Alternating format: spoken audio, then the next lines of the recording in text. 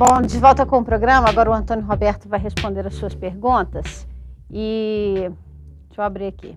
Tem alô, Milton? Então vamos ouvir um recado que foi deixado para o programa. Sou Simone de Santa Luzia. Eu tenho um irmão que não foi criado junto com a minha mãe. Mas agora que ele é mais velho, ele já tem 30 e poucos anos, tudo depende da minha mãe. Eu queria saber como é que eu consigo fazer ele parar de depender tanto dela, porque ele já está despertando certos prejuízos em relação a ela. Obrigada, tchau. Quem vai ter que ter essa consciência é sua mãe e ele. Sua mãe, como deve sentir uma certa culpa pelo fato dele não ter sido criado com ela, quer compensar agora, né?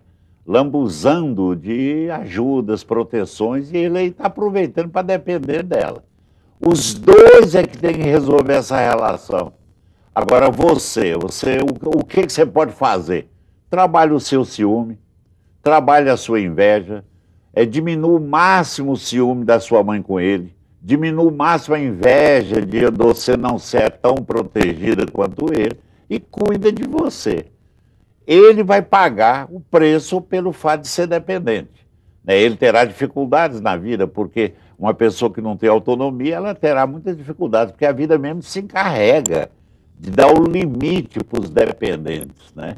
E você se torna cada dia mais independente. Não entra nisso, não. Fala uma vez só, fala, mamãe, você está prejudicada, está sendo prejudicado e prejudicando o meu irmão ao ajudá-lo demais. E ele está se prejudicando e prejudicando você ao depender demais de você. Quanto a mim, eu vou querer depender cada vez menos de mamãe e do meu irmão. Sobretudo nos dois sentimentos de ciúme e de inveja. Tem uma telespectadora que diz que tem 28 anos e que até hoje tudo que ela vai fazer, ela sempre tem que consultar a mãe, que a mãe tem uma ascendência muito grande sobre ela.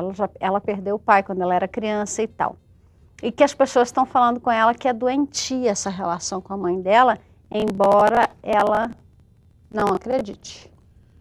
Bom, se você não acredita, nada a fazer, né?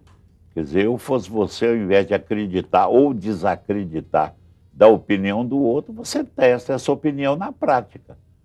Olha quantas vezes você fica chateada por ter que consultar sua mãe, por ter que pedir alguma coisa. Olha, você que vai ter que descobrir o mal que existe nessa falsa segurança com relação a alguém que chama-se dependência. Se você chegar à conclusão, menina, apesar daquela pessoa ter me falado, você sabe que é verdade que eu sou dependente demais da minha mãe e está me atravancando nos namoros, nos relacionamentos, na vida profissional, no caminho, nas mudanças. Ou então você fala, não, isso é ilusão deles. Realmente eu tenho uma relação boa com minha mãe, de independência, nós dois nos respeitamos, temos liberdade, eu tenho minhas decisões, eu sou dono dos meus próprios pés, da minha estrada, do meu caminho, apenas eu consulto mamãe, então tudo bem.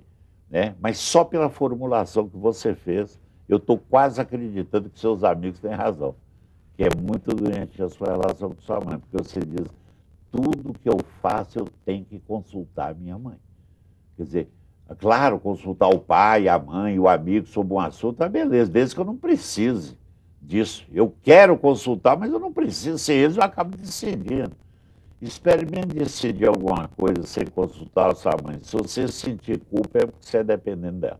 Se você não sentir, é porque você é dona de você, vai sentir uma alegria muito grande, mesmo errando, mas de ser você.